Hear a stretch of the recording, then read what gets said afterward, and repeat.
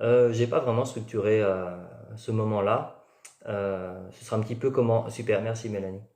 Ce sera un petit peu comme ça se présentera, mais je vais essayer d'être le plus... couvrir au maximum ce qui me semble important à dire à propos de la communication végétale. Alors, bonjour Elodie, enchanté. Bon, je vais me présenter brièvement. Et juste une chose avant de me présenter, j'aimerais bien faire comprendre que la communication végétale, c'est pas un don réservé aux privilégiés. Je voyais une publication passer récemment par rapport à la... Super, merci. Parfait pour le son, nickel, super. Bonjour Tiffy. C'est pas quelque chose réservé aux élites. Bonjour Cécilia. Alors c'est marrant, je comprends pas trop parce que moi on me dit qu'il y a 3 personnes, mais je vois plein de monde qui font, pas mal de monde qui fait des commentaires. Alors j'ai peut-être pas tout compris, mais ça fait rien. Donc je dis bonjour quand même Cécilia. C'est pas quelque chose qui est réservé aux élites du tout, à ceux qui auraient un don. On va dire que si moi j'y accède, c'est qu'on m'a dit que je pouvais y accéder et donc je suis allé l'explorer. Euh, Et j'ai certainement une facilité, comme il y en a qui ont des grandes facilités à faire du dessin, à faire des représentations graphiques de choses. Moi, non, pas du tout. Enfin, j'arrive à faire des petits bonhommes avec des traits et des boules, ça va très bien. Il y en a qui ont un talent, on va dire, qu'ils portent beaucoup plus intensément que d'autres. Ça ne veut pas dire que je ne peux pas dessiner. Et si moi, je communique assez facilement, on en parlera justement, parce que c'est pas forcément quelque chose de régulier chez moi non plus, c'est pas quelque chose de toujours aussi facile. Euh, et bien c'est pas parce que pour moi c'est peut-être plus facile que pour d'autres à ce stade-là, que pour les autres ce n'est pas possible. Et donc je voyais une publication récemment de quelqu'un qui faisait la promotion de la communication animale et qui parlait d'un petit peu toutes les excuses qu'on peut se trouver pour ne pas le faire. Alors pas méchamment, hein, c'est juste que très régulièrement elle doit entendre des commentaires des gens mais oui mais ça c'est pas fait pour moi, ah oui mais moi j'ai un mental trop fort, moi j'ai pas une capacité de concentration suffisante pour le faire. Enfin elle listait tous les, je tâcherai de la partager cette publication, tous les freins qu'on peut se mettre pour se mettre à la communication animale.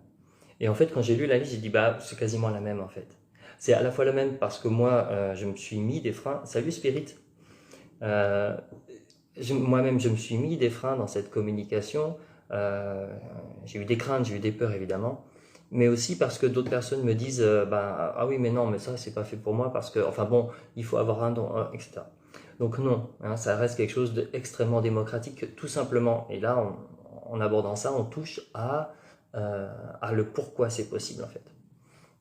Tout simplement, c'est possible pour absolument tout le monde parce qu'on est fait à peu près de la même manière. C'est-à-dire que physiquement, on est tous dotés d'un corps et d'un point de vue énergétique, on a la même nature énergétique. Alors là, effectivement, on va parler d'énergétique, on va parler de l'aspect spirituel de notre personne. On a tous cette essence spirituelle, un esprit en quelque sorte, qui, on va dire, qui est plus grand, qui englobe notre corps. Et parce qu'on l'a, eh ben, on peut se connecter aux esprits de tout ce qu'il y a dans la nature.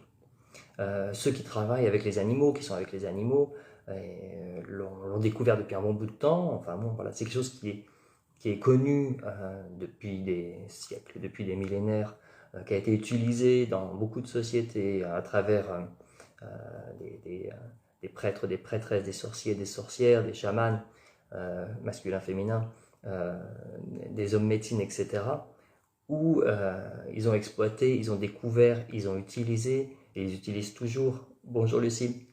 Donc Lucille qui fait partie des personnes qui font de la communication animale justement, et qui pourra certainement donner un peu son éclairage sur peut-être les différences et les similitudes entre la communication végétale et la communication animale.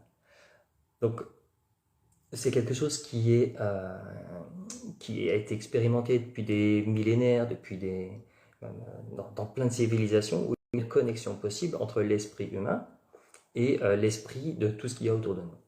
Alors je ne sais pas vraiment où mettre la limite, c'est-à-dire que moi j'arrive à entrer en communication avec le monde végétal, avec les plantes, je commence à rentrer en communication avec les êtres de la nature, j'en parlerai tout à l'heure, et pour moi c'est quelque chose qui est très inconfortable, un petit peu comme si c'était, voilà, comme je vous disais, le réseau est pas top dans le coin, Donc voilà, j'arrive à communiquer avec les aides de la nature. Je commence juste et je vous disais, ça met dans un grand inconfort parce que je ne sais pas vraiment ce qu'il y a derrière. Je ne les vois pas, je rentre en communication, je les ressens. Euh, oui, il y a des coupures. Ouais. J'espère que ça va se caler un petit peu. Là, il y a eu une grosse coupure, hein, de toute façon. Là, on m'a dit qu'il y avait une reconnexion. Bon, on y croit. Euh, c'est le genre d'inconfort que j'ai pu connaître quand j'ai commencé à me connecter avec le monde végétal. Parce que plein de freins, parce que plein de... Ça casse un peu les codes, ça casse un peu mes conceptions de ce qu'est le monde végétal et de ce que je suis capable de faire. Salut Emmanuel, de ce que je suis capable de faire. Et ceux qui rentrent en communication avec les animaux aussi, parfois et souvent même, c'est pas forcément quelque chose de conscient, c'est quelque chose qui se passe par l'intuition, qui n'est absolument pas conscientisé. On va dire que c'est les premiers, les premiers signes, hein, les premiers aperçus de ce qu'on peut avoir en termes de communication animale. Oui, ça va être un peu enquiquinant si ça coupe toutes les minutes. Donc voilà, bon, je vais tâcher de retrouver le fil à chaque fois aussi. Donc cette communication avec les esprits des animaux, les esprits des végétaux, euh, je pense que c'est aussi possible d'avoir, enfin j'ai des témoignages qui vont dans ce sens-là, après pour moi c'est encore plus compliqué d'accéder à ça, avec le minéral, avec le non-vivant. Euh, Moi je pars du principe théorique que un esprit, on va dire tout a une âme, tout a une nature spirituelle. Donc à partir du moment où tout a une nature spirituelle, une âme, un esprit, on l'appelle comme on veut, parce que nous aussi on a cette capacité, parce que nous aussi on a cette âme, cet esprit, cette nature spirituelle, on peut se relier à tout ce qui a une âme, tout ce qui a un esprit. En gros, on peut se relier à tout l'univers. J'étais en train de faire ça. Je me dis, bah oui, en fait, c'est bien, enfin c'est bien et c'est pas bien. Ces coupures, ça invite à la patience. Et en fait, s'il y a une des choses qui a été le plus sollicitée chez moi, dans la communication avec les arbres, c'est pas les arbres, hein, mais vis-à-vis de moi-même, c'est la patience. Parce qu'en fait, il a fallu que j'essaie, que je réessaie. Et je me suis trouvé face. Ok, bonjour Nathalie. Très bien. Ouais, c'est ça. On communique même avec les souches sur lesquelles on est assise. Ouais, tout à fait. Euh, donc la patience. La patience est essentielle parce que euh, autant ça peut être simple et fluide de rentrer en communication avec les humains, je mets ça entre guillemets parce que la communication humaine est très compliquée aussi, et on va dire voilà, c'est normal, on grandit avec, etc., que d'arriver à dépasser cet a priori que ce n'est peut-être pas possible de communiquer avec autre chose que des humains, ça demande justement à faire, ouais, je vais dire le mot, à faire un travail sur soi, c'est-à-dire aller voir dedans ce qui bloque et ce qui empêche cette communication, ce qui freine cette communication avec le monde végétal. Moi, ça a été un vrai parcours. Enfin, voilà, je suis pas né en me disant, tiens, quand je serai grand, je communiquerai avec les végétaux. J'avais une attirance très forte pour les fleurs, hein, tout petit déjà. Mes lectures favorites, c'était les catalogues de fleurs, les catalogues, vous savez, de vente à distance de fleurs, de plantes, hein. Et j'étais plongé dedans. Et en fait, je pense qu'il y avait quelque chose qui se passait déjà. Ça révélait quelque chose. Je voulais être horticulteur. Voilà. Et donc j'avais cette attirance spontanée pour le monde végétal, le monde des plantes. Comme voilà, il y a des jeunes qui sont attirés très vite par les animaux, qui sont attirés très vite par de l'art, par des choses voilà, qui sont parfois les tracteurs, pourquoi pas.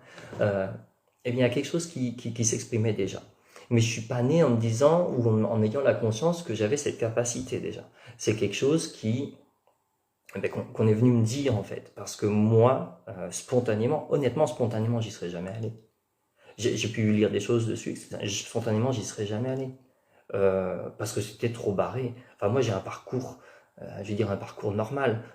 J'ai fait des études scientifiques, agronomiques, voilà. Enfin, non, j'ai fait un bac agronomique. Et après, j'ai fait des études d'histoire. Rien qui prédispose, on va dire, dans ce parcours-là, à se dire bon ben, tu vas parler avec les arbres et puis ils vont te répondre. Après, j'ai travaillé dans les études de marché, j'étais formateur, enfin, j'étais conseiller en insertion professionnelle. Donc, à part le côté écoute qu'on peut avoir dans le côté, et ça c'est très très important, dans le conseil, rien, enfin rien, savez, c'est pas l'impression d'avoir une étoile au-dessus de la tête depuis que je suis né et qui me guide vers ça. Alors je sais pas comment ceux qui sont dans la communication animale ou dans certains d'entre vous qui arrivent à communiquer avec les végétaux ont accédé à ça. Je trouve ça très intéressant pour en avoir parlé avec d'autres. Coucou. Ça tombe dessus un petit peu. Alors, il y a beaucoup de choses à dire par rapport à ce tombe dessus, hein. Pourquoi on vient sur Terre, pourquoi nous ça nous touche nous, pourquoi nous ça nous concerne, pourquoi. Voilà, il y a plein de choses à aller explorer qui sont très intéressantes. Mais on va dire, mon formatage, ma formation, mes origines, voilà, je suis né dans une famille d'agriculteurs, on ne peut plus conventionnel. Rien ne me prédisposait a priori à faire de la communication avec la nature, avec les végétaux, avec les êtres de la nature. Donc ça ramène à l'idée que il n'y a pas une autoroute qui mène, il n'y a pas un chemin tout clair qui mène. C'est juste, voilà, c'est une capacité qui est peut-être une des plus démocratiques qui soit, une des plus accessibles qui soit, si on commence à croire que c'est possible. Et si moi j'ai commencé à croire que c'était possible, c'est parce qu'on me l'a dit. Alors juste pour la petite histoire, j'ai beaucoup changé de travail parce que j'ai beaucoup été insatisfait de ce en quoi je travaillais, dans les domaines dans lesquels je travaillais. C'est-à-dire que très vite j'en ai fait le tour, il fallait que je passe à autre chose pour être plus satisfait ou avoir plus de... Voilà, je ne trouvais pas d'accomplissement à continuer à travailler dans ce en quoi je travaille. Et j'ai commencé à aller voir des médiums et pour avoir un peu des indications, surtout après une dépression il y a 8 ans de ça, je suis allé voir quelqu'un qui donne les missions de vie, qui explique ce qu'est notre mission de vie. Donc c'était une médium. Donc elle m'a raconté quelque chose de très très intéressant. Seulement je l'ai lu autrement. C'est-à-dire que vous savez ce que c'est les messages des oracles ou les messages des médiums. En général, c'est pas non plus le texte super clair, tu fais ci, tu fais ça, comme ci, comme ça. Ça reste un langage symbolique, ça reste un langage pas forcément, on va dire interprétable. C'est un langage interprétable de plusieurs manières. Et à ce moment-là, peu de temps après l'avoir eu, ce message-là, on va dire 2 ans, je l'ai interprété d'une certaine manière et je me suis dit, je vais faire du développement personnel, je vais faire du bien-être en entreprise. Donc voilà, je me suis lancé, je me suis mis à mon compte et allez hop, j'ai pris mon bâton de pèlerin, je suis allé frapper aux portes à droite à gauche, faire des conférences, etc. Bon, c'était pas le grand décollage, mais bon, j'ai commencé à avoir un petit peu de retours, des retours positifs, etc. Et je disais des choses très intelligentes.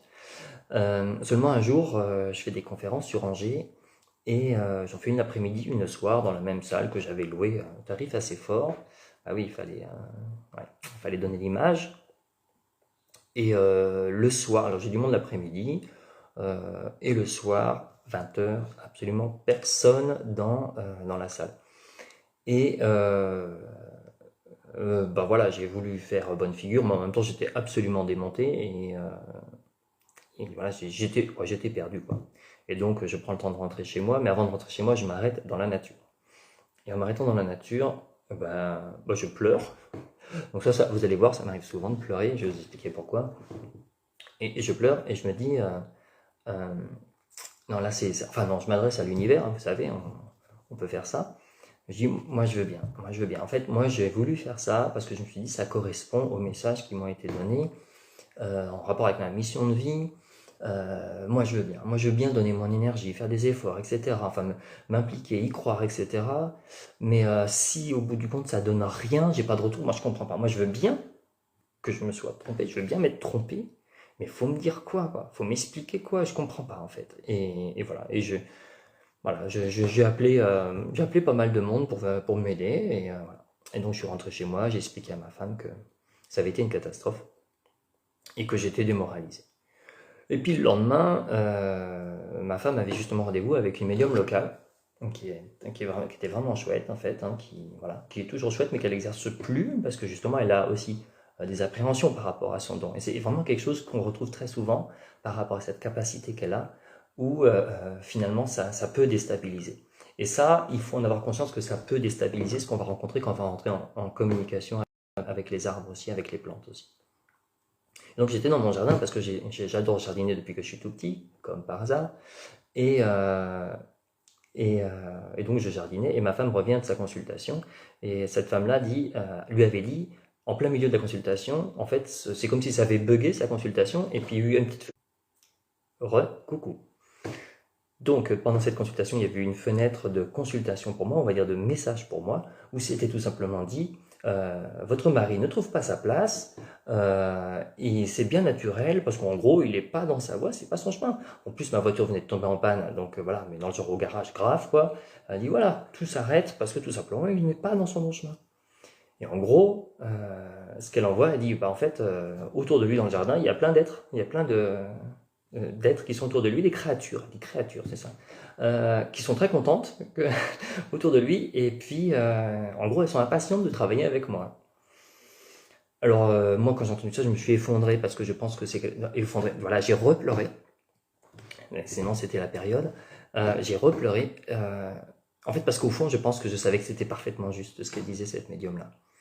Et ça faisait écho à ce qu'avait dit l'autre médium qui m'avait parlé de mon chemin de vie après ma dépression. Et donc elle est venue toucher ça. Mais j'étais à la fois, on va dire, content et touché, on va dire, mais en même temps un peu en désarroi parce que je ne savais pas du tout par quel bout prendre tout ça. Donc j'y suis allé très doucement au cours des années qui ont suivi. Tout simplement, petit à petit, je me suis rapproché de la nature et j'ai rapproché mon activité de la nature. C'est-à-dire que j'ai commencé à proposer des formations en jardinage naturel, ce que je fais toujours. J'ai commencé à faire des propositions de sorties dans la nature pour reconnaître les plantes sauvages, pour savoir comment les utiliser d'un point de vue médicinal, culinaire, etc. Ça, je le fais toujours aussi. Et voilà, du conseil à domicile pour que les gens aient les jardinages les plus écologiques possibles. Ça, je le fais toujours. J'ai travaillé un peu dans le paysagisme aussi. Enfin voilà, j'ai découvert un peu le monde du végétal autrement que comme je le connaissais avant. Et il y a un peu plus d'un an, j'ai commencé à emmener des gens dans la nature pour parler de communication végétale. Donc c'est quelque chose de très progressif, parce que quelque part, il fallait que là-dedans, ça bouge. Alors je ne suis pas forcément quelqu'un de rapide, je résiste beaucoup, et ma plus grande résistance se trouve dans le mental. Et là, je vais vous en parler, ça, du mental, parce que on est dans une civilisation du mental, on est dans une culture du mental. À l'école, on nous apprend tout mentalement. Même s'il y a de l'éducation, aller un peu à la communication, il y a tout ce qui est relationnel aussi, il y a une forme d'éducation au relationnel, etc. Mais essentiellement, les savoirs qu'on nous transmet à l'école, c'est des savoirs. Il y a du savoir-être, mais pas du savoir-être profond, en tout cas pas sur le niveau, on va dire, spirituel, de l'esprit, des âmes, etc.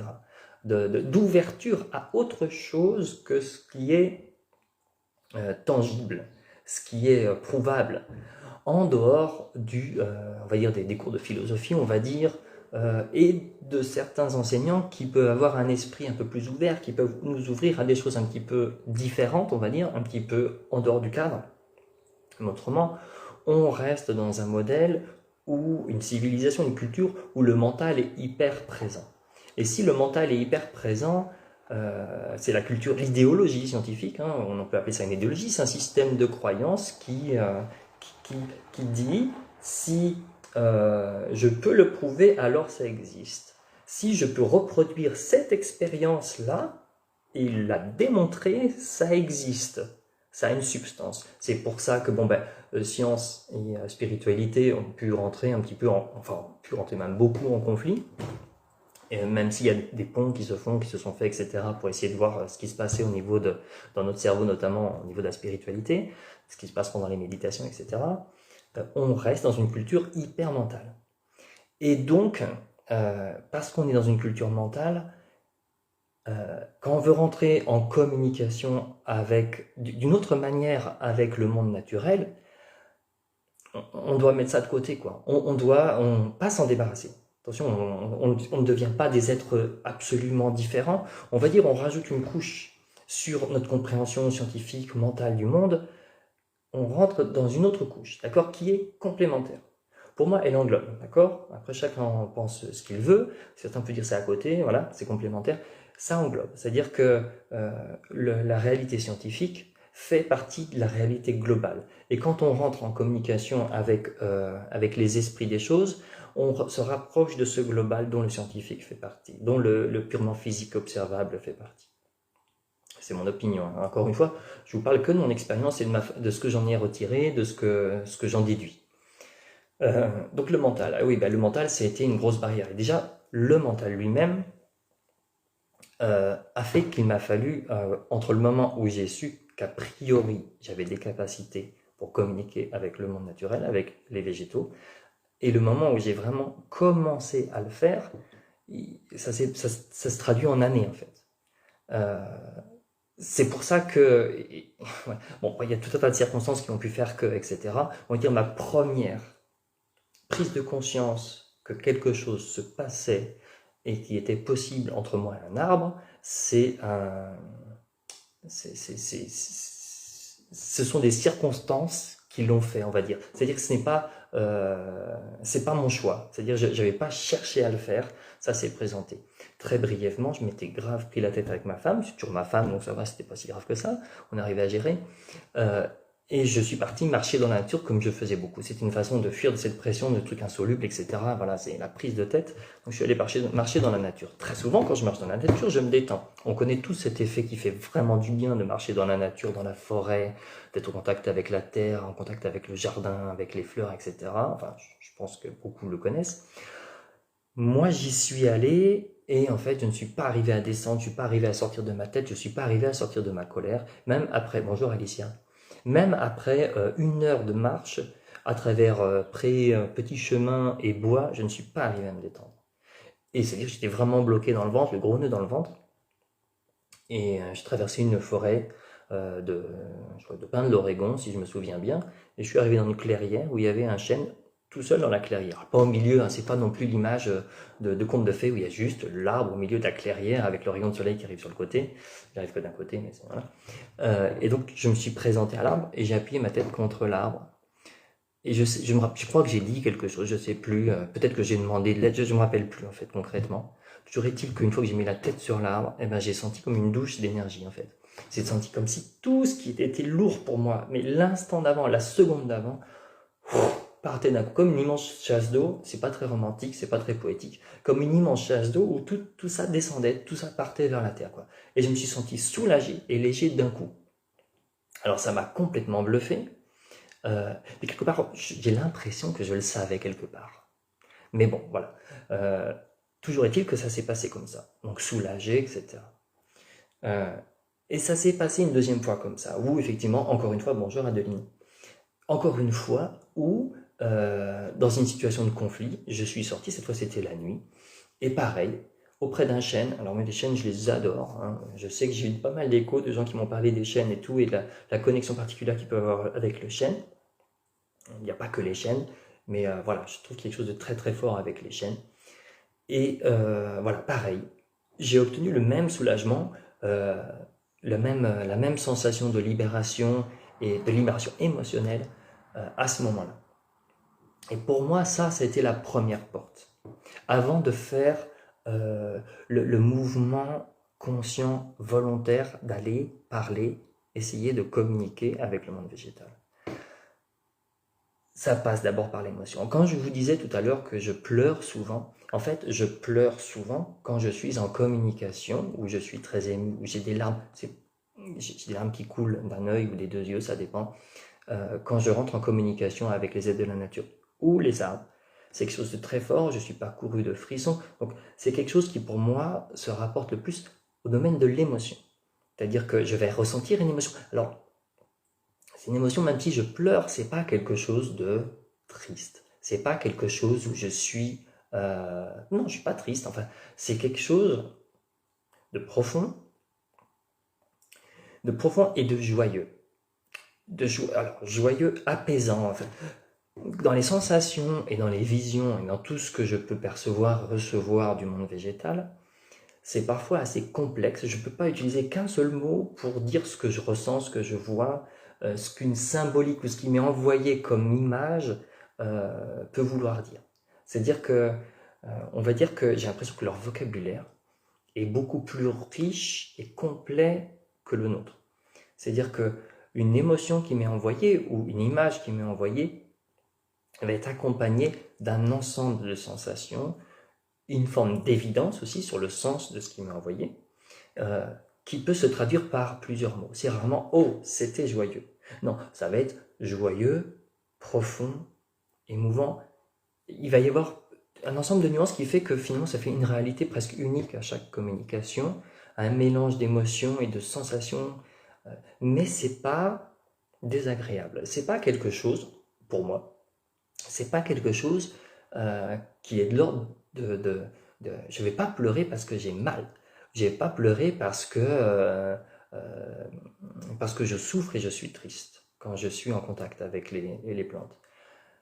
Je vais pleurer parce qu'il y a une émotion qui se libère ou qui me traverse. Et les moments les plus émouvants, où j'ai le plus pleuré, même sangloté, ce sont les moments où moi, quelque part, j'offrais une résistance à ce qui m'était offert, ce qui m'était proposé. Rien qu'à vous le dire, là j'ai des frissons dans les jambes. Ce qui est le plus difficile dans mon expérience, c'est ces moments-là où moi, je résiste à ce qui m'est envoyé.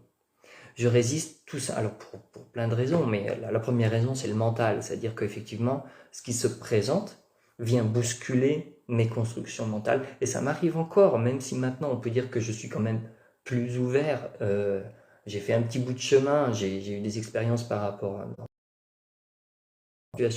à cette communication-là.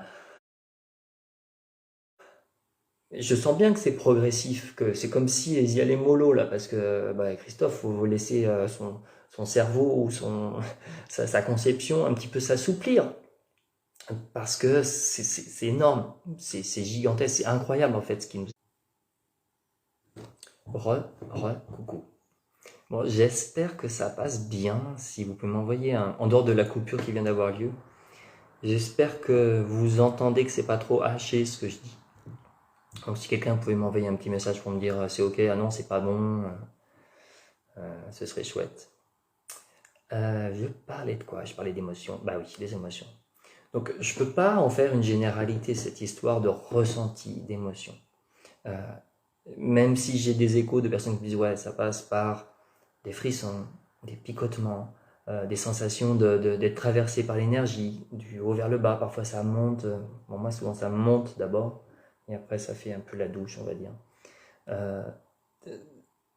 Toutes ces émotions-là, déjà c'est bon, franchement c'est quelque chose, je veux dire, il y a la certitude que quand je ressens ces émotions, ces sensations, ma femme parlait tout à l'heure de clair ressenti. Oui, il y a une clairvoyance dedans, puisque je vois des images, il y a un clair ressenti. Pour moi, ça passe pas par une audience, j'entends pas des mots. C'est-à-dire qu'il y a des choses qui se présentent, des phrases qui se présentent, des mots qui se présentent, je ne les entends pas. C'est clairvoyance, je le vois, et clair ressenti. On dirait que d'abord, pour moi, c'était le clair ressenti. Un jour, on m'a expliqué que chacun a son canal privilégié, chacun a sa sensibilité particulière. Moi, ça passe par les émotions. Pour quelqu'un qui a été fermé aux émotions pendant très longtemps, je trouve ça très paradoxal. Voilà. Et en plus, je suis un homme. Super, merci Emmanuel. Bon, je fais un petit cliché sur « en plus, je suis un homme ». Oui, bon, bah voilà, j'ai l'âge que j'ai, 48 ans. J'ai grandi dans un milieu où les émotions n'avaient pas leur place, on va dire en milieu rural, agricole, j'ai presque le cliché, hein, catho, enfin quelque chose d'assez lourd où finalement l'enfant notamment n'avait pas forcément sa parole, n'avait pas vraiment sa place pour parler, et on ne savait pas écouter les émotions, on ne savait pas accueillir les émotions. Alors je pense que c'est des choses qui sont assez générales et qui ne sont pas forcément uniquement masculines, mais on va dire que c'est quand même quelque chose qu'on va retrouver chez les hommes avec plus de prégnance souvent, parce que tout simplement dans la culture, encore au moins à notre époque, voilà, on ne pleure pas quand on est un garçon, quoi, ou quand on est grand. Donc voilà, donc ça illustre un petit peu ce mouvement, c'est-à-dire que on vient me toucher finalement sur ce qui est le plus sensible, ce qui est le plus... Ouais, c'est ça, oui c'est ça Emmanuel, ouais c'est ça, ouais, c'est ça. C'est se laisser traverser par les émotions à ce moment-là, ouais c'est exactement ça. Ouais. J'en ai des frissons donc c'est bon. C'est ça, traverser, les accepter, les accepter. Alors, je dirais oui et non. Et comme je disais tout à l'heure, et non parce que, on va dire, c'est encore plus douloureux quand je résiste, quand j'ai résisté. C'est-à-dire que maintenant, je pense que globalement, j'ai compris comment ça marchait et que de toute façon, j'avais tout intérêt à pas résister et à accepter, à prendre ce qui m'était donné comme vérité, en fait. Comme juste, quelque chose de juste. Parce qu'en fait, c'est juste. Ce qui apparaît dans la communication avec le monde végétal, c'est que c'est juste. Il n'y a pas d'intention nocive. Je veux dire, c'est pas comme dans allez, des films de science-fiction ou de dark fantasy ou de choses un petit peu dark, enfin où il va y avoir des vilains esprits des arbres qui vont vous attraper avec leurs branches, etc. Non. Alors il y a une bienveillance totale et en fait, pour moi, c'est de l'ordre de la pureté, c'est-à-dire qu'il n'y a pas ils sont là avec nous, ils sont là pour nous, ils sont là pour eux aussi, ils sont là pour le monde, etc. Il n'y a pas cette dimension du calcul qu'on peut avoir, nous, qu'on va pousser jusqu'à la manipulation, ou de la malhonnêteté, ou de la stratégie pour obtenir quelque chose. Nous, on est dans un autre monde que on peut se relier par rapport à l'âme, par rapport à l'esprit, mais on est dans un autre monde. Et leur monde, il y a quelque chose de pur. C'est quelque chose où on peut pas être faux avec eux. On peut pas mentir. C'est pas leur monde, le mensonge, le faux. C'est un monde de vérité quoi en fait. Et tout ce qu'ils nous disent, tout ce qu'ils nous transmettent, c'est quelque chose qui est vrai. Et si ça nous touche, c'est parce que c'est vrai. Et là, je vais aborder un sujet qui est connexe, mais qui est hyper important.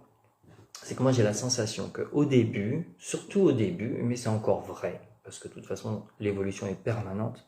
Pour moi, ce n'est pas un art, et on en parlait encore avec ma femme tout à l'heure, c'est pas un art dont on devient maître.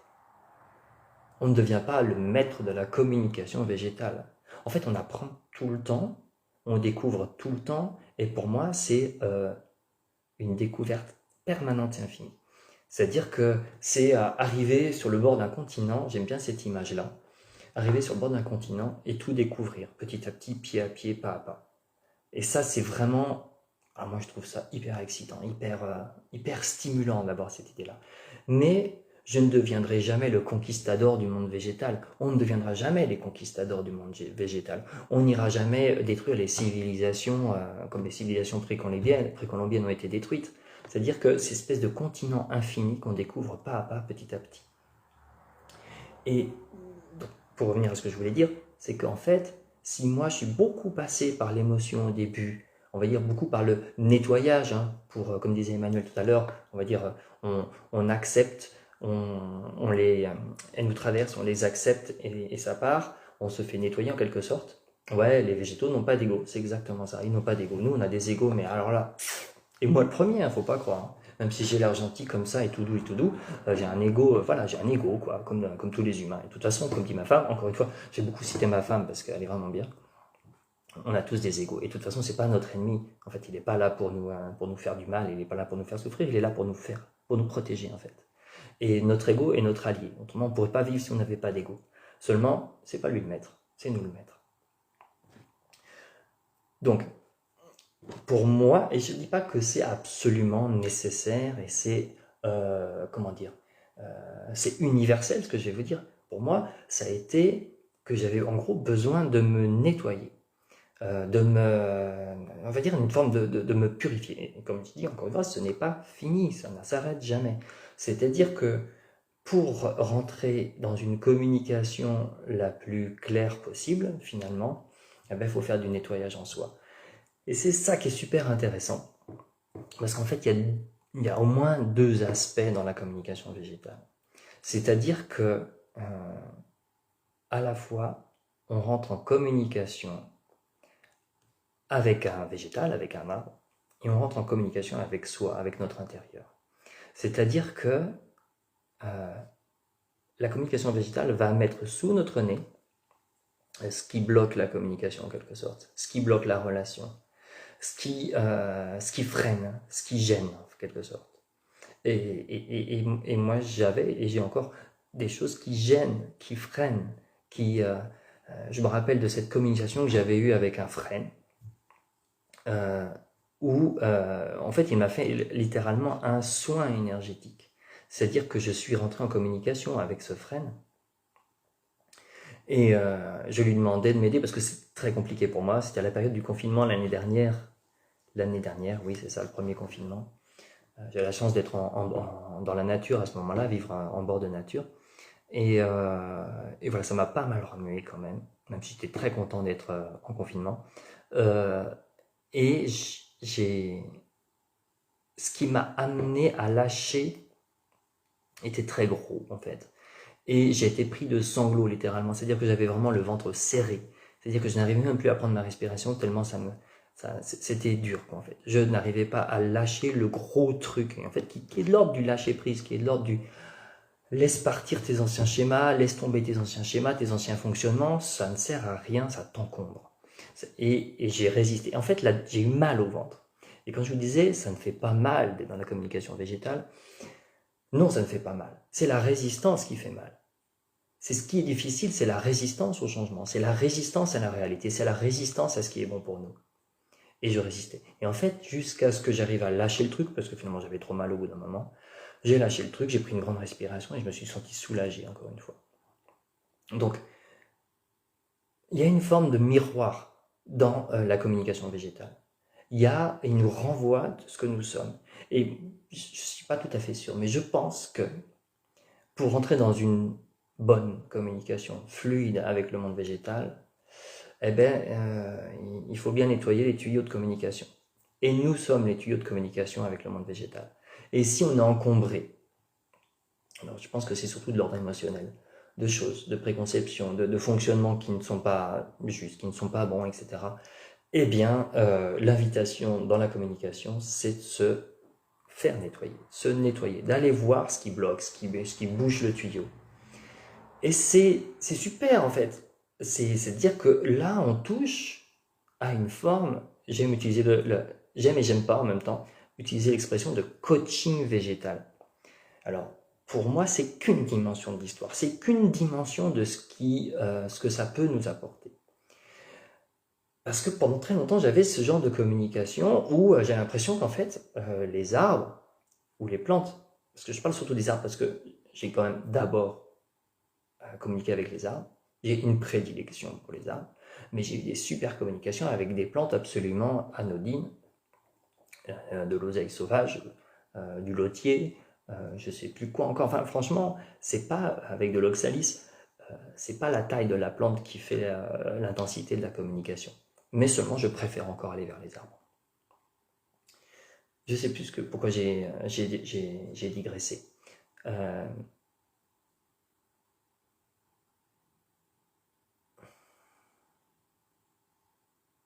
Et là, vous êtes, qu'est-ce qu'il va dire? Oui. Donc, voilà, ça me reviendra peut-être. L'histoire d'être le plus propre quand on est en communication et qu'en fait, oui, ça y est, je sais. Donc, ce n'est pas qu'une histoire de tirer bénéfice de cette relation végétale. Parce que oui, alors voilà, oui, je tire bénéfice de cette relation au monde végétal, de ces communications, parce que ça m'aide à mieux me comprendre. Je peux vous parler de coaching végétal, ça m'aide à mieux comprendre comment je fonctionne. Ça m'aide à mettre le doigt sur ce qui bloque chez moi, ce qui gêne, ce qui est pas résolu et qui finalement encombre et encrasse la communication avec le monde végétal, notamment, mais aussi la relation à moi-même. Donc ça, c'est un aspect. Et j'avais tellement de communication finalement avec les arbres qui tournaient autour de moi, de mes problématiques. À un moment, je me suis dit, mais attends, et c'était quand je faisais cette formation vidéo que j'ai mise sur YouTube, j'ai posé la question aux arbres, mais en fait, toi, qu'est-ce que tu en tires, quoi? C'est quoi ton intérêt à faire ça avec moi, en fait? Parce qu'il pourrait vivre sa vie tranquille dans son coin, à faire sa vie d'arbre, à capter le soleil, à tirer les choses dans la terre dont il a besoin, se construire, grandir, s'épanouir, se reproduire.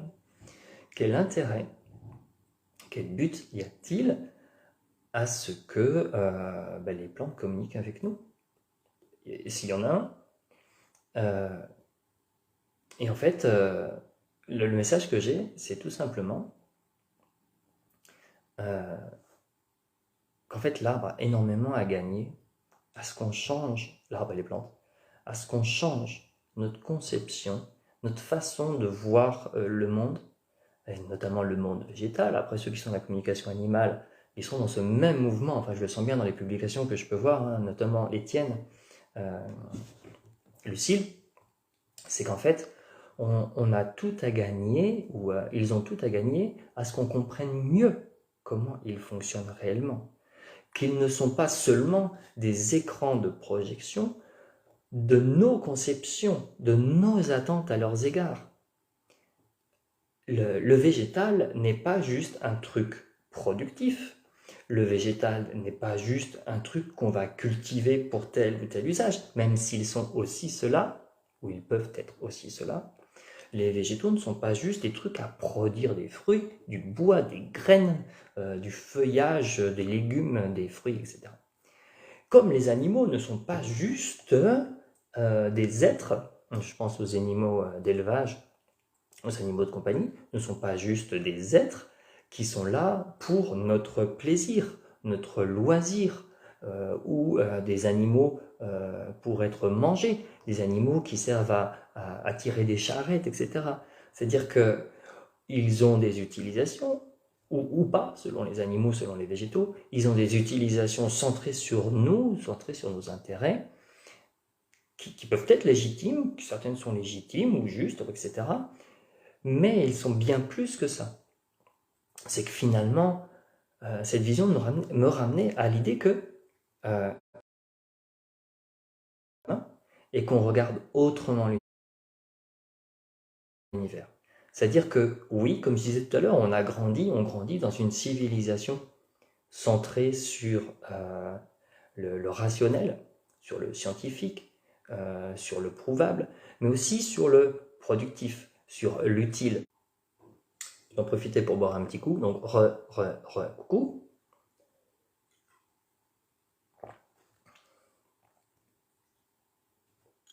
Je suis bavard, j'ai soif.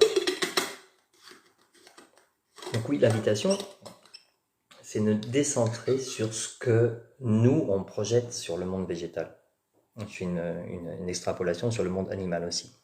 C'est aller voir ce qu'est la vraie nature de la nature, ce qu'est la vraie nature de l'animal, ce qu'est la vraie nature du végétal. C'est-à-dire aussi la nature spirituelle des animaux. On touche à l'écologie, mais à l'écologie à plusieurs niveaux. C'est pas que l'écologie purement, on va dire, scientifique, qui montre les relations, etc., les besoins, etc. Pour moi, ça va au-delà de ça. On va toucher là... alors, en gros, l'invitation derrière, c'est de changer de paradigme, changer de façon de voir le monde, changer la façon de voir la nature, de voir la planète, de voir notre place dans le monde et ce qui nous entoure dans le monde. C'est-à-dire faire glisser progressivement notre regard vers un regard qui inclut tout, qui inclut tout ce qu'est la nature des choses, en fait. Alors, ça reste un peu un discours philosophique, mais pour moi, c'est hyper important. C'est ça. En fait, ce que l'arbre, coucou, ce que l'arbre m'a fait comprendre à ce moment-là, c'est que si moi j'en bénéficie de tout ce que l'arbre m'a apporté, c'est parce que en retour, en témoignant comme là, en témoignant, en échangeant, en formant, en emmenant les gens dans la nature, etc., ce qu'il a gagné, c'est qu'en fait, notre regard sur eux va évoluer, va changer à leur bénéfice. C'est-à-dire qu'ils vont être reconnus dans ce qu'ils sont. Et je dirais même que, en fait, je ne sais pas jusqu'où ça va. C'est-à-dire que, on va dire, j'ai l'impression que ça, c'est juste le début, en fait. Juste les premières réalisations qu'on a à faire. Donc, en fait, aller vachement plus loin, en fait. Ce que ça va apporter au monde, ce que ça va leur apporter, etc. J'ai eu d'autres visions qui parlaient de coopération, de collaboration. Alors franchement, je comprends pas tout. Franchement, j'ai des visions et je comprends pas. Et comme je suis poli, et quand je comprends pas, je demande. Bon, comme je suis poli, je demande. Et parfois, quand je ne comprends pas ce qu'il m'a envoyé comme information, je demande. J'ai pas compris là. En gros, est-ce que tu peux me réexpliquer? Euh, Parfois j'ai des réexplications, mais parfois je comprends pas. Il y a encore des messages que je n'ai pas compris. Parfois il y en a que je comprends longtemps après. Euh, donc il y a une idée de collaboration, une invitation à la collaboration. Et quand on dit collaboration, c'est-à-dire qu'on ne met encore pas l'homme au-dessus, hein, c'est pas en haut de la pyramide de l'évolution et le centre de l'intérêt du monde n'est pas autour de l'homme. Collaboration, c'est dire, ok, il y a les végétaux, il y a les animaux, il y a les humains, on est tous au même niveau et on doit collaborer. Et là, concrètement, c'est quelque chose que j'intègre. Là, je vais commencer dans 2 semaines une formation autour du potager naturel. Alors, bien sûr, il y a l'aspect technique, comment voilà, faire un potager le plus sain possible, en utilisant le moins d'eau possible, le moins de temps possible, donc qu'il soit productif, qu'il soit sain, qu'il respecte la biodiversité, etc. Et maintenant, j'intègre cette dimension de la collaboration avec le monde végétal. C'est-à-dire que, là, c'est pas qu'une formation technique, c'est une formation aussi qui fait intervenir le subtil, la relation subtile dans le jardin. Parce que pour moi, maintenant, ça prend une dimension quand je jardine que je ne connaissais pas avant et qui, pour moi, devient d'une évidence. Grâce à cette communication végétale, qu'il faut l'introduire, qu'elle est nécessaire et qu'on doit arriver à jardiner comme ça. On doit arriver à marcher dans la nature avec cette conscience, on va dire supérieure, j'aime pas trop, on va dire élargie. Quand je vais aller cueillir des plantes sauvages et qu'avec ma femme on les utilise, eh bien on parle aussi aux plantes. On pose des intentions quand on jardine, quand on utilise les plantes. Et finalement, là, ce que je trouve hyper fascinant, c'est qu'en fait, on rejoint quelque chose qui n'a jamais été quitté dans des sociétés, on va dire, premières, où la communication, les échanges avec le monde naturel ont toujours été de l'ordre de l'échange, de la communication, je parle aux animaux, je parle aux végétaux, je m'excuse auprès de l'animal de l'avoir tué, mais j'en ai besoin pour nourrir ma famille, etc. On retourne à ça, on le retrouve dans notre civilisation. Et je pense que ceux qui font de la communication animale, de la communication végétale, font partie de ces personnes qui apportent ça aussi, qui réintroduisent ça dans notre société. On n'est pas les seuls. Ma femme est une sorcière, alors une gentille sorcière, elle n'a pas de nez crochu, elle est même très belle, mais elle fait et là j'en viens à ce que je voulais dire avant, elle fait des potions, elle fait des préparations, etc. Pas pour faire du mal, encore une fois. Mais là aussi, on a les incantations. Et pareil, dans tout ce qu'il y avait de l'ordre de la sorcière, du sorcier, du mage, du druide, etc., il y avait ça dans nos sociétés. Donc ça a été bien sûr persécuté, rejeté, dans notre civilisation, et même si c'est resté un peu dans les campagnes aussi, dans des pratiques qu'on peut avoir dans les campagnes.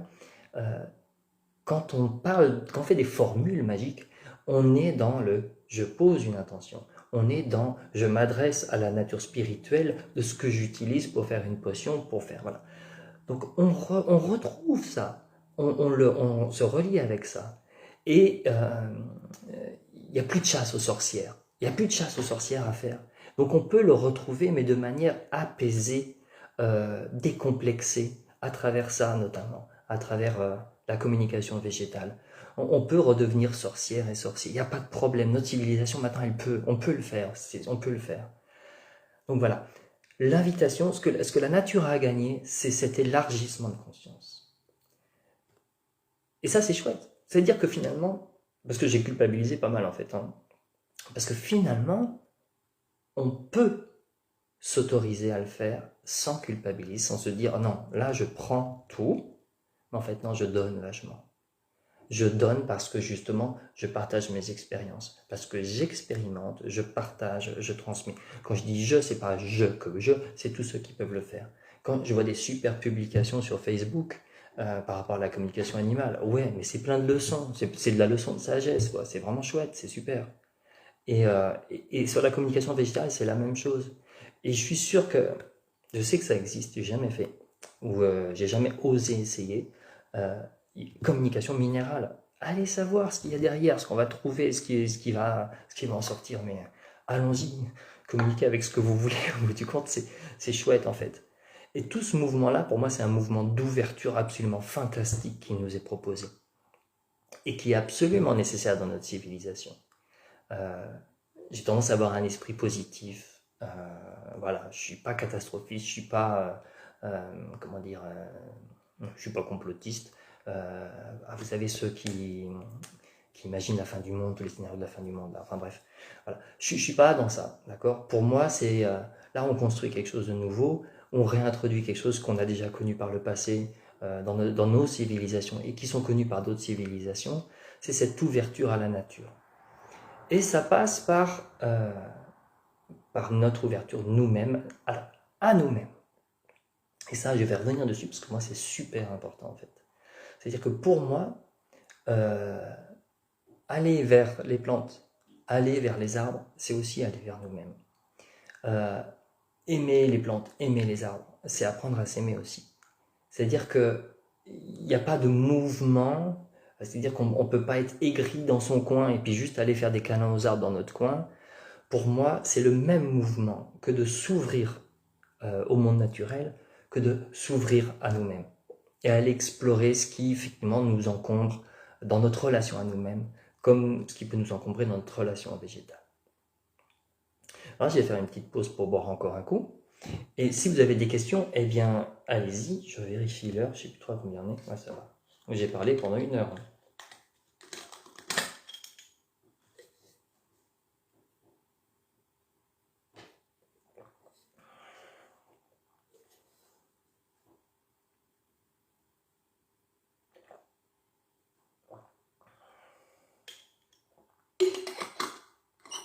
Soit vous n'êtes vraiment pas bavard, soit les messages ne passent pas. Ce qui est aussi possible.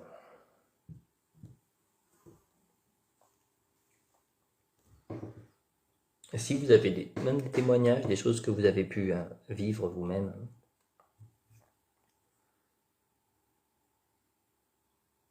Bon, ben, je vais parler un peu en attendant, ça changera. Je vous parle beaucoup de communication avec les végétaux. Évidemment, vu que c'est le sujet, c'est pas très étonnant. Seulement, avant de parler de communication, c'est-à-dire que de rentrer en communication, on va dire médiumnique, clairvoyante, avec les végétaux, la première, oui, communiquons avec tout, ouais, ok. La première façon de rentrer en communication avec le végétal, finalement, c'est d'abord de faire ce que beaucoup de personnes font, ce que vous faites certainement, c'est d'aller marcher dans la forêt et de ressentir ce que vous ressentez, de prendre conscience de ce que vous ressentez, l'apaisement que vous ressentez, enfin j'espère que vous le ressentez, le bien-être que vous ressentez. Quand vous marchez, alors moi j'adore jardiner pieds nus, je jardine presque plus que pieds nus, ça veut dire que je n'utilise pas de motoculteur bien évidemment, et très peu d'outils finalement qui font mal. Alors je vois que les commentaires, tout ce que tu dis résonne, c'est cool. Ça veut dire que l'acoustique doit être bonne chez toi. C'est cool. Merci. Je marche beaucoup pieds nus, j'aime beaucoup marcher pieds nus, c'est une habitude à prendre, voilà, après c'est... Et je trouve que quand je jardine, ça démultiplie l'effet bien-être de jardiner. Déjà, jardiner, pour moi, c'est quasiment de la méditation, de l'hypnose, j'en sais rien. Et encore là, bon, je ferai une petite parenthèse après. C'est-à-dire que se mettre au contact, les pieds en contact avec la terre, ça fait vachement de bien aux pieds. Vos pieds, ils vous remercieront parce qu'ils ne sont pas faits pour être enfermés dans des chaussures, à la base. Eh bien, ça apaise 10 fois plus. Elle est très belle, oui, Madame Bichon. Ok, ok. Donc je suppose, Emmanuel, que tu connais ma femme. Ça fait énormément de bien, ça apaise énormément et ça rajoute de ce côté ancrage. Alors pour moi, l'ancrage, c'est quelque chose de super important. C'est une façon de se faire sa toilette tous les jours, mais d'un point de vue énergétique. De se recharger énergétiquement, de se débarrasser de ce qui est lourd, ce qui nous pèse. Je me demande s'il n'y a pas un énorme décalage entre vos commentaires et ce que je dis. Mais bon, on verra. Il y a c'est comme un nettoyage. Je vais vous expliquer comment je fais concrètement, hein, si vous ne savez pas faire ou si vous avez envie d'expérimenter. C'est un nettoyage, c'est se débarrasser de tout ce qui est lourd et inutile en termes d'énergie et se recharger. Et se mettre dans de bonnes dispositions Si on le souhaite, c'est pas nécessaire, mais rien que ça, le nettoyage, cet ancrage peut se suffire à lui-même. Mais pour se mettre dans de bonnes dispositions, être prêt à bien communiquer avec le monde végétal. Pause lecture. Je vois les esprits de la nature en méditant les yeux ouverts. Je les vois vraiment. C'est abusé. Non, c'est pas abusé. Sinon, j'ai également des... Ah, alors j'espère que je vais arriver à retrouver le message d'au-dessus. Je vous demande de m'excuser pour ma maîtrise approximative de l'outil Facebook. Alors, bien sûr, je ressens la même chose. Ah, ça saute. Non, non, non, afficher plus. De communication végétale, c'est un monde merveilleux. Oui, vous expliquez très bien les choses, les mots sont clairs et précis. Vous faites ça très bien. Merci, c'est gentil. Alors oui, alors que tu les vois, c'est chouette. Alors on m'a dit que je le verrai un jour. Voilà, et il faut que je m'entraîne à le faire. Mais comme je disais, j'ai encore des appréhensions en fait. c'est là, voilà, c'est le mental, il va falloir que je le travaille. Hein. Mais je les ressens, mais je le ressens très fortement. Excusez-moi de mettre le doigt devant la caméra, je galère avec les commentaires. Ouais, ok. Alors moi, je ferme toujours les yeux. Peut-être pour ça que je les vois pas. Non, je ferme toujours les yeux quand je suis en communication végétale. Mais quand je jardine, je communique beaucoup avec je parle beaucoup aux êtres de la nature. Mais je ne les vois pas encore. Mais je suis impatient et en même temps appréhensif. Mais voilà, je vais m'y mettre. Mais c'est chouette, c'est super. C'est un monde merveilleux. Oui, je suis obligé d'être d'accord. Alors après, Raphaël. Première fois pour moi la semaine dernière, une petite séance de méditation sur un rocher en forêt, sur le chemin des retours d'un seul coup, des frissons énormes, ouais. Et je me suis mise à pleurer. Bravo, super. On a du club des pleureurs, mais de bonheur, une joie immense me traversait. C'était tellement intense. Ouais, c'est ça, c'est ça. Avec vos mots, je ressens vraiment la même chose. Déjà, j'ai des frissons partout, donc c'est chouette, c'est vraiment beau. Et c'est chouette de partager ça avec des personnes qui vivent ça aussi ou qui l'ont expérimenté. Premièrement, parce que ça prouve une chose, je n'ai pas besoin d'essayer de m'interner en hôpital psychiatrique, ou alors on va être beaucoup. Donc oui, merci pour votre témoignage, c'est chouette, ça fait vraiment du bien. Ouais, pleurer de bonheur, c'est bon ça, hein, pleurer de bonheur. Ça m'est pas beaucoup arrivé dans la vie en dehors de ça, quoi. Ça veut pas dire que j'ai une vie horrible et malheureuse et tout, mais à ce point-là, avec cette profondeur-là, c'est ça, cette espèce d'intensité, c'est tellement intense. Ouais, c'est ça, cette intensité et où finalement tout notre corps, tout notre esprit participe à la joie, quoi. Et c'est traversant, quoi. Et qu'est-ce que c'est bon. Ouais, c'est ça, c'est chouette. Merci pour vos partages, vos commentaires. Alors, est-ce que je galère toujours avec les commentaires? Non, il n'y en a pas d'autres. Donc l'ancrage, tout simplement, comment je le fais? Ah, c'est quelqu'un qui voulait pas aller en hôpital psychiatrique, qui vient de faire un petit pouce qui monte. Ça pose question, on en parlait encore avec ma femme. Je suis pas Colombo, hein. Qui parlait effectivement qu'en fait, beaucoup de personnes ont dû se retrouver par le passé en psychiatrie ou se sont fait interner, etc. Parce qu'ils avaient des perceptions et que finalement, parce qu'il n'y a pas eu de crédit porté sur ces perceptions-là, ils ont été classés dans des catégories de maladies psychologiques, mis sous médicaments et on va dire enfermés avec des personnes qui peut-être avaient des maladies vraiment psychologiques profondes. Encore allez savoir quelle est vraiment la nature des maladies psychologiques. Hein. Le chamanisme pose pas mal de questions par rapport à ça. Voilà, on a quand même la chance de vivre à une époque où on va pas mettre sur des bûchers les sorcières ou les gens qui racontent des choses qui ne vont pas dans le sens de la pensée dominante. Hein. Je pense à toute la période d'Inquisition, etc. Et la domination idéologique et de la foi catholique, etc., de la foi chrétienne. Pour moi, alors c'est un long débat, hein. Pour moi c'était un mal nécessaire. Et ce n'était pas qu'un mal, mais c'était un mal nécessaire. Je vais lire le prochain commentaire. Oui, effectivement, on a la chance de vivre maintenant où on peut s'ouvrir à tout ça, à s'ouvrir à toutes ces capacités et à ces possibilités qu'il y a derrière la communication avec, on va dire, médiumnique, de clairvoyance, etc. Ma femme, qui est clairvoyante, médium, qui guérit aussi les gens, dans ses séances, parfois, elle va toucher des mémoires et libérer des mémoires de personnes qui, effectivement, sont amenées dans cette vie-là à exprimer quelque chose ou à vivre quelque chose ou à expérimenter quelque chose qui a été plus que réprimandé, mais persécuté dans des vies précédentes. Et comme dans cette vie-là, elles sont amenées à le faire, elles sont invitées à le faire, revient la mémoire qui est inscrite dans leur esprit, dans leur âme, de la peur qu'il y avait derrière le fait d'être, et j'en fais partie en fait, de la peur de ce qu'il y avait derrière le fait d'oser se mettre au jour, se montrer dans ses capacités. Et ça touche toutes les sorcières. Voilà, c'est pas un hasard si on parle beaucoup de sorcières ces derniers temps. Elle arrive à libérer des choses comme ça. Et parfois, c'est juste le petit bouchon à faire sauter qui fait qu'après, ok, on est ok avec ça et on ne vit plus dans la peur d'exprimer. C'est quelque chose de l'ordre de l'inconscient, on est bien d'accord.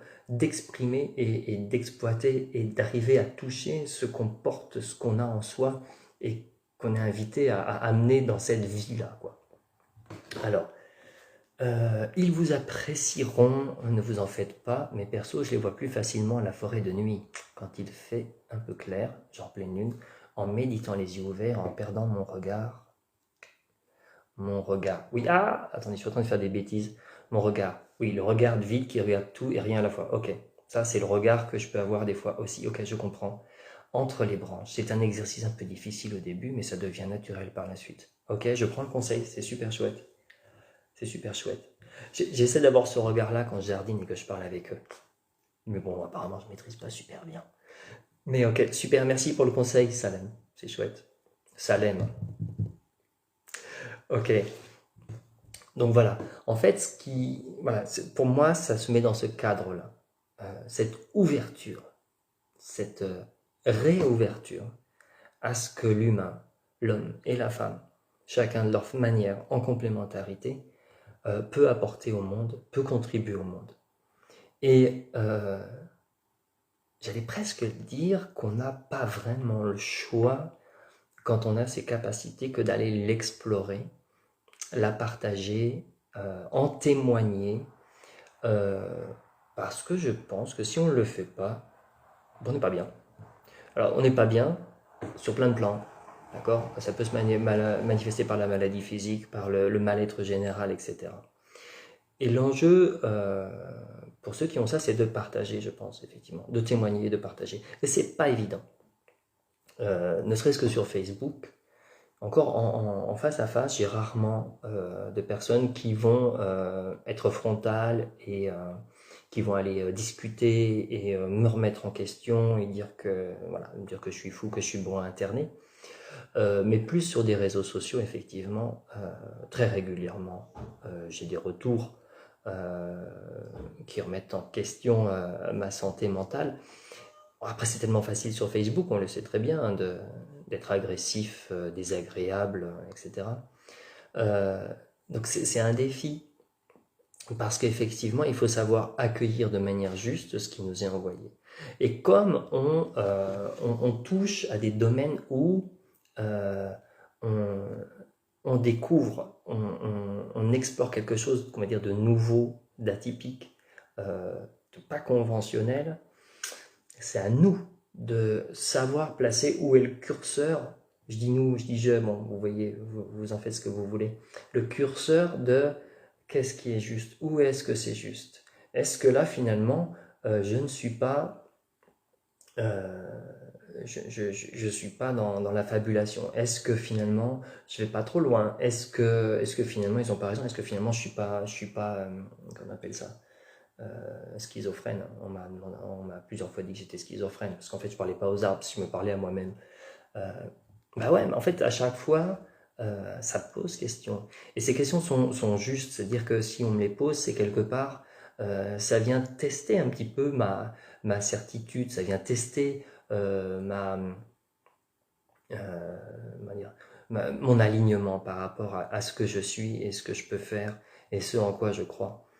Et c'est intéressant, désagréable, mais intéressant. Et ça permet, à chaque fois, a priori, ça peut permettre de se réaligner par rapport à ce qu'on est, par rapport à ce qu'on veut véhiculer et ce qu'on veut dire. Alors, Tiffy, je lis ton message. Quick. Wow. Alors, Non, non, non, non. Je communique avec le grand vieux chêne que je trouve chez mes parents depuis l'enfance de façon innée et naturelle, mais je ne m'étais jamais plus investi et même intéressé à la communication. Mais après avoir passé plusieurs mois entre la chaîne d'Amérique centrale et l'Amazonie, j'ai enseigné ma première bouffée d'émotion et ma première larme. Depuis, je peux vraiment plus me passer des armes, mais j'ai du mal à retrouver la même intensité. Je suis sûr que je finirai par y arriver. Bien sûr, évidemment. Tu as la chance, oui, oui, tu as la chance d'avoir expérimenté ça de manière intuitive et simple quand tu étais enfant. Et ça, c'est super chouette parce que j'ai eu quelques témoignages comme ça, effectivement. C'est super chouette. C'est-à-dire que quelque part, la porte était ouverte et il suffisait d'aller la repousser. Et effectivement, bah là, ouais, effectivement, mais oui, c'est la pratique. Hein. De toute façon, pratiquer, pratiquer, pratiquer, euh, pratiquer et chanter le mental. Et ça, pour moi, c'était l'un des plus grands enjeux. C'est laisser le mental de côté et être vraiment dans un état d'écoute, j'en ai pas forcément parlé, d'écoute, d'ouverture. Et ça, c'est pas forcément évident, voilà. Ça demande à se mettre dans une autre, dans une vraie réceptivité.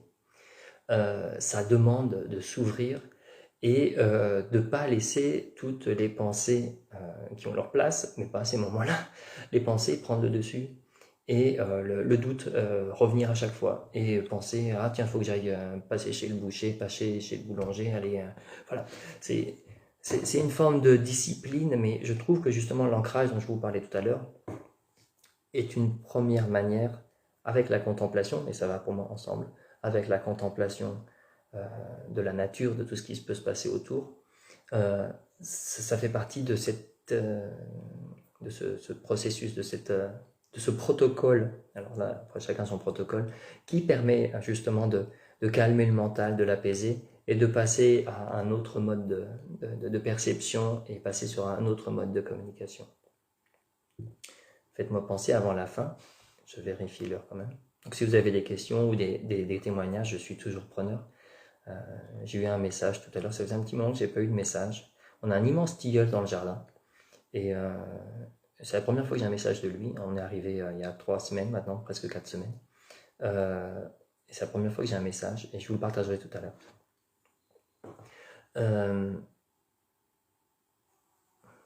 Je sais plus ce que je voulais dire. Je reprends un coup, j'ai reçoif.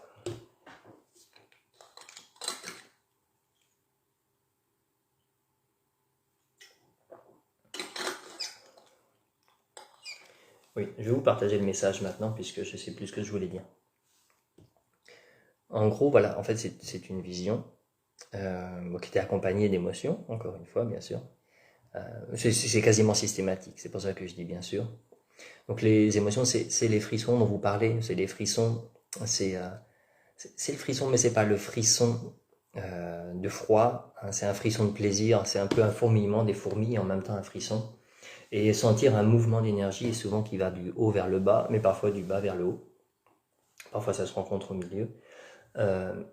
Et qui est très apaisant et qui fait vraiment beaucoup de bien, qui est de l'ordre de la joie. Et ça, franchement, si je devais résumer, là, je vais vous le donner votre message. Hein. Si je devais résumer le cœur de l'émotion, qui pour moi est une variante de l'expression d'amour, voilà.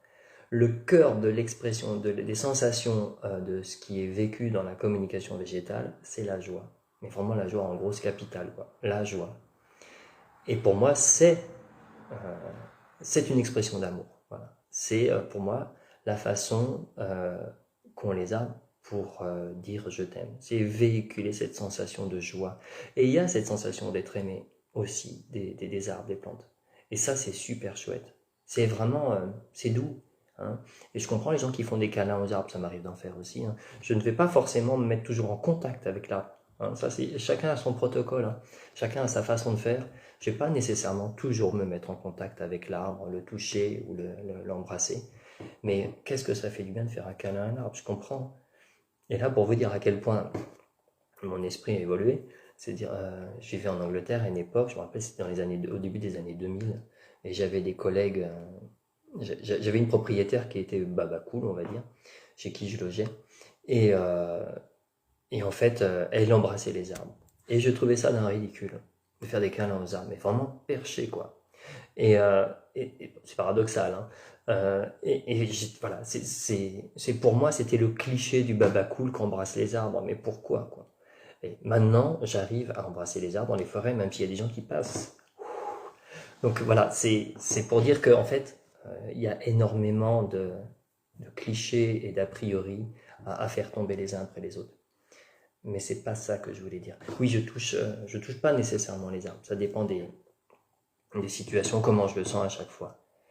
Mais oui, je comprends tout à fait que les gens puissent embrasser les arbres parce que ça fait vachement de bien en termes d'ancrage, en termes de circulation d'énergie, de se réénergiser, de, de se ressourcer et de ressentir une joie profonde et apaisée. Donc la vision que j'ai eue aujourd'hui, alors je vais encore faire une petite aparté, c'est que régulièrement j'ai des visions et plus tard je vais avoir la suite de la vision ou le complément de la vision qui apporte d'autres éléments pour mieux comprendre. Parce que parfois je comprends une dimension mais pas tout. Et donc je vais avoir d'autres éléments qui vont me permettre de comprendre que un peu plus finement ou un peu plus loin les visions que j'ai pu avoir. Et là aujourd'hui c'était la vision du tilleul qui aurait eu, alors dans la réalité, il ne l'a pas, un tronc creux. Et ça, j'ai beaucoup la vision du tronc creux. Il faut savoir que d'un point de vue écologique, un arbre en vieillissant a presque systématiquement le tronc creux, tout simplement parce que finalement, ça lui fait moins de poids aussi. Donc tout le bois mort pourrit et se décompose et a tendance à disparaître. Et en cas de grande tempête, etc., ça le rend plus souple, donc il va plus suivre le mouvement du vent sans être une espèce de... Hein, c'est le chêne et le roseau, ça c'est un gros bloc qui va se faire renverser d'un coup. Donc finalement, il y a toute une logique derrière. Derrière le fait d'avoir un tronc creux, finalement, l'arbre en vieillissant en bénéficie. Et en plus, au-delà du fait que l'arbre lui-même en bénéficie, c'est que ça devient un véritable havre écologique. En fait, les arbres qui sont percés et trouvés sont de véritables paradis écologiques. Les chênes creux et les arbres creux sont vraiment merveilleux par rapport à ça. Et il y a un peu cette idée dans la vision que j'ai pu avoir. C'est-à-dire que là, en fait, je voyais l'arbre avec un creux, vous savez, un petit peu comme dans Winnie l'ourson, où il y a le hibou, là, où il y a le creux, où il y avait la branche autrefois, donc il y a juste l'anneau de cicatrisation autour. Et, euh, et en fait, je voyais que l'arbre était creux à l'intérieur et passait les rayons du soleil à travers. Et il éclairait quoi? Il éclairait une fée. Alors, j'ai jamais vu de fée, je pense que j'en verrai un jour. Euh, il éclairait une fée bleue. Et la fée, éclairée par le soleil, ça la réveille, ou ça l'éveille, et elle sort par le trou, et elle s'égaie, on va dire, au grand air. Alors, comment je lis ça et comment je ressens ça? En fait, l'arbre, l'intérieur de l'arbre, c'est tout ce qui... Alors, je l'ai déjà dit par ailleurs, mais pour moi, c'est tout ce qui est ancien, tout ce qui n'est plus utile, qui a servi un jour à croître, à grandir, à devenir ce qu'on est. Puisqu'en fait, la partie vivante de l'arbre, hein, du tronc, c'est que l'extérieur, c'est cette fine couche qu'il y a sous l'écorce et avant le vieux bois mort. Et donc, tout ce vieux bois n'est plus utile. Donc, il est bien normal qu'il pourrisse, qu'il se décompose et qu'il disparaisse. Et il laisse la place à quoi? Il laisse la place à un vide, mais un vide plein. Alors, c'est-à-dire que il laisse rentrer quelque chose qui est de l'ordre du... Donc c'est l'image, c'est pour nous aussi. Tout ce qui nous encombre, tout ce qui n'est plus utile, qui nous a servi, nos conceptions, nos idéologies, nos façons de voir le monde qui finalement ne sont plus d'actualité, qui nous ont servi à grandir, à être ce que nous sommes maintenant, euh, peuvent être inutiles maintenant, n'ont peut-être plus besoin d'être. Et donc il faut, de la même manière que l'arbre le fait, nous en débarrasser, nous évacuer, et nous soulager en quelque sorte. Et finalement, ça laisse la place à quelque chose d'autre. Ça laisse quelque chose une place à la magie de la fée, quoi. Parce que là, c'est vraiment la magie. Alors là, je le ressens partout. C'est la magie. Là, on touche à une autre réalité. Et si on ne fait pas la place, et c'est ce qu'on retrouve dans ce que je vous disais en termes de nettoyage qui était nécessaire pour moi, pour entrer en communication avec les arbres, etc., tout ce nettoyage que j'ai vécu et que je continue à vivre, ça laisse la place à la magie. Ça laisse la place à l'espèce de puissance magique qu'il y a dans le monde, qu'il y a en nous, qu'il y a dans les arbres, qu'il y a dans le monde végétal, dans le monde animal, etc. Et si on ne fait pas cette place-là, cette magie ne peut pas s'épanouir et s'exprimer et se déployer. Et c'est vraiment le mot, c'est se déployer. Donc l'invitation derrière, c'est qu'en fait, en allant toucher ça, en expérimentant ça, ce que vous m'avez témoigné là aussi, eh bien en fait on libère une magie, on permet à la magie de s'exprimer à travers nous, à travers notre communication. J'espère que ça vous a plu. Je n'ai pas eu de commentaires depuis un petit moment, alors peut-être que vous n'avez rien à dire, mais je crains que vu la qualité du réseau, il est possible que des choses ne soient pas passées. Il nous reste un petit peu de temps, si vous avez encore 2-3 minutes, si vous avez encore des questions ou des témoignages ou des commentaires. Quoi qu'il en soit, j'espère que ça vous a plu. J'espère que ça vous parle. Si ça ne vous parle pas, c'est pas grave. Mais moi, je serais très content si ça vous parle. Si ça vous donne envie d'expérimenter, de découvrir. Et là, j'en profite parce que j'ai fait ma pub. Vous n'avez pas besoin de moi, vous n'avez pas besoin de qui que ce soit pour vous ouvrir à ça et découvrir. On peut faire tout seul, puisque moi je l'ai fait tout seul en fait. J'ai jamais été formé en quoi que ce soit, ni en jardinage, ni en connaissance des plantes sauvages, ni en communication végétale. On peut faire par soi-même, c'est évident. Le côté sympa de moments où de formation, de stage, entre guillemets, c'est qu'en fait, on peut aller plus vite, plus loin, à plusieurs, avec beaucoup de partage. Et je crois au non-hasard dans les groupes qui se forment et les échanges qui se font à l'intérieur. Rien qu'avant que j'assume vraiment ma communication végétale, dans les groupes de formation en jardinage, il y a eu des rencontres absolument géniales et des interactions, enfin ça ne pouvait pas être le hasard, quoi. Donc vraiment, eh bien écoute, Emmanuel, merci, tout est bien passé, c'est cool, tant mieux, malgré les interruptions momentanées du son et de l'image. Écoutez, c'est vraiment un plaisir, Emmanuel. Et peut-être à bientôt, d'une manière ou d'une autre. Voilà, merci. Et nous nous déconnectâmes une dernière fois, j'espère. Bien. Eh bien, à tous et à toutes, merci Salem, merci beaucoup. Merci pour ton témoignage, merci pour vos témoignages. À tous et à toutes, je vous souhaite une très belle journée. Je vais laisser cette conférence en ligne pendant un petit moment en replay, parce qu'il y avait beaucoup d'intéressés en fait, pas loin de 70 je crois. Et évidemment, en faisant ça à 15h, ça fait pas 70 personnes en ligne.